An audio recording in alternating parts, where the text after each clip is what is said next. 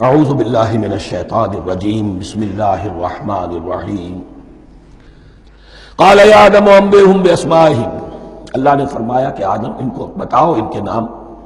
فلما انباہم باسمائہم، تو جب انہوں نے بتا دیے ان کو فرشتوں کو ان کے نام، قال الم اقل لکم انی اعلم غیب السماوات والارض، تو اللہ نے فرمایا کہ میں نے کہا نہیں تھا کہ میں جانتا ہوں آسمانوں اور زمین کی تمام غائب چیزوں کو جو تمہاری نگاہوں سے بھی اوجھل ہے، غیب، میں ہر شے کا جاننے والا ہوں۔ عالم ما تبدون وما کنتم تکتمون، اور میں جانتا ہوں جو کچھ تم ظاہر کر رہے تھے، جو کچھ تم چھپا رہے تھے۔ چھپانے میں محسوس ہوتا ہے کہ ان کی خواہش یہ تھی کہ خلافت ہمیں ملے، ہم خدام ادب ہیں، ہر وقت تسبیح و تحمید اور تقدیس میں مصروف ہیں، جو حکم ملتا ہے بجا لاتے ہیں، تو یہ خلافت کسی اور مخلوق کو کیوں ملے؟ یہاں صرف یہ اور بتا دوں کہ یہ چونکہ اب ایک تیسری مخلوق کا ذکر بھی بعد میں آئے گا، 3 صاحب تشخص مخلوقات ہیں اللہ کی، صاحب تشخص، صاحب شعور، جن میں میں کا شعور ہے، انا، میں۔ ایک ملائکہ ہے، ان کی تخلیق نور سے ہوئی ہے۔ ایک انسان ہے جن کی تخلیق گارے سے ہوئی ہے۔ ایک جنات ہیں جن کی تخلیق آگ سے ہوئی ہے۔ باقی حیوانات ہیں، ان میں شعور تو ہے، خود شعوری نہیں ہے۔ Self consciousness, there is a world of difference between consciousness and self consciousness. انسان جب دیکھتا ہے تو اس کو یہ بھی معلوم ہے میں دیکھ رہا ہوں۔ کتا بلہ دیکھتا ہے، اسے یہ اندازہ نہیں ہوتا کہ میں دیکھ رہا ہوں، دیکھنے کا ایک نتیجہ ہے جو نکل آتا ہے، لیکن میں کا وجود نہیں ہے۔ یہ انا، سیلف، ایگو، یہ انسان میں ہے، جنات میں ہے، شعور میں، اور فرشتوں میں ہے۔ ایک نوری مخلوق، ایک ناری مخلوق، ایک زمین کے اس کرسٹ میں، یہ جو مٹی اور گارے، مٹی کا اور پانی کا جو ملغوبہ ہے گارے کی شکل میں، اس سے بنا ہے۔ قال یا آدم انبئہم باسمائہم فلما انباہم باسمائہم قال الم اقل لکم انی اعلم غیب السماوات والارض واعلم ما تبدون وما کنتم تکتمون وَإِذْ قُلْنَا لِلْمَلَائِكَةِ اسْجُدُوا لِآدَمَ فَسَجَدُوا إِلَّا إِبْلِيسَ، اور یاد کرو جب کہ ہم نے کہا فرشتوں سے سجدہ کرو سب کے سب آدم کو، جھک جاؤ آدم کے سامنے، فسجدوا، ان سب نے سجدہ کیا، الا ابلیس، سوائے ابلیس کے۔ پہلی بات تو یہ سمجھیے کہ تمام ملائکہ کے سجدے کی ضرورت کیا تھی؟ کیا یہ صرف تعظیماً تھا؟ اور تعظیماً اگر تھا تو کیا آدم خاکی کی تعظیم تھی یا کسی اور شے کی تعظیم تھی؟ مکی صورتوں میں یہ بات 2 جگہ واضح کی گئی ہے۔ فَإِذَا سَوَّيْتُهُ وَنَفَخْتُ فِيهِ مِن رُوحِي فَقَعُوا لَهُ سَاجِدِينَ، جب میں اس آدم کی تخلیق مکمل کر لوں اور اس میں اپنی روح میں سے پھونک دوں، تب گر پڑنا اس کے سامنے سجدے میں۔ تعظیم اگر ہے تو آدم خاکی کی نہیں ہے، اس کے اندر جو ڈیوائن ایلیمنٹ ہے، جو ڈیوائن سپارک ہے، جو روح ربانی ہے، میری روح، اس کی ہے۔ اور نمبر 2، اس کی حکمت کیا ہے، علت کیا ہے، غرض و غایت کیا ہے؟ جیسا کہ میں نے عرض کیا، اس کائنات کی اس حکومت کے کارندے تو وہ ہیں۔ خلیفہ بنایا جا رہا انسان کو، جب تک یہ ساری سول سروس اس کے تابع نہ ہو، خلافت کیسے کرے گا؟ دیکھیے، میں جانا چاہتا ہوں، چوری کرنے کے لیے جانا چاہتا ہوں، راستے میں کتنے فیکٹرز ہوں گے، کتنے فزیکل فینومینا ہوں گے۔ میں چلنا چاہتا ہوں، میں زمین کو دھکیلتا ہوں، زمین مجھے دھکیلتی ہے، زمین مجھے نہ دھکیلے تو میں کیسے چلوں گا؟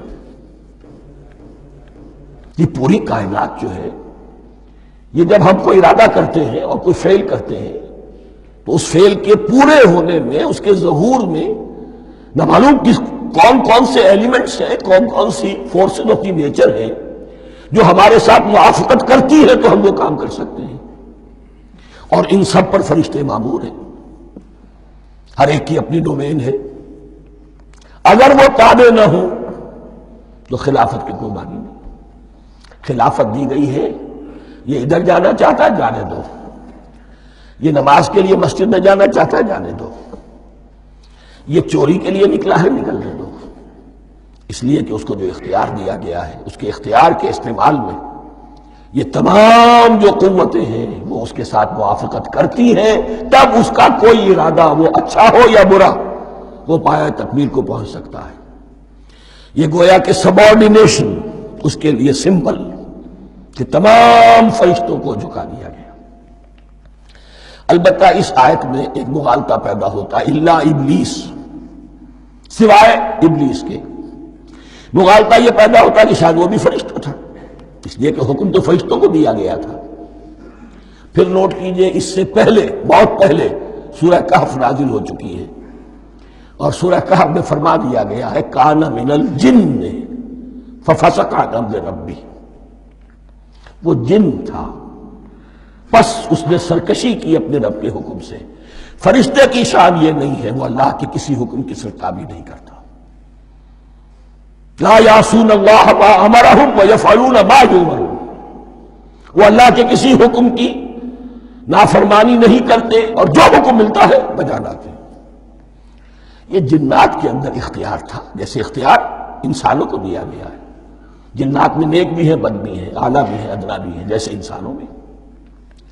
لیکن یہ عزازیل جو جن تھا علم اور عبادت دونوں کے اعتبار سے بہت بلند ہو گیا تھا، اور یہ فرشتوں کا یوں سمجھیے کہ ہم نشین، فرشتوں کے ساتھ اس طور سے شامل، جیسے بہت سے انسان بھی اگر اپنی بندگی میں، زہد میں، عبادت میں، نیکی میں ترقی کرے تو ان کا ملائے اعلیٰ کے ساتھ، عالم ارواح کے ساتھ، عالم ملائکہ کے ساتھ ایک رابطہ قائم ہوتا ہے۔ اسی طریقے سے وہ جو عزازیل تھا جن ہونے کے باوجود اپنی نیکی، عبادت، پارسائی اور اپنے علم میں فرشتوں سے بہت آگے تھا، اس لیے معلم الملکوت کی شکل اختیار کر چکا تھا۔ اس کو اپنی زون تھا، یہ بات جیسا کہ میں نے عرض کیا 7 مرتبہ قرآن میں یہ بات آئی ہے، قصہ ابلیس و آدم، کہ فرشتوں کو حکم ہوا کہ سجدہ کرو، سب جھک گئے، ابلیس نے سجدے سے انکار کر دیا 7 مرتبہ۔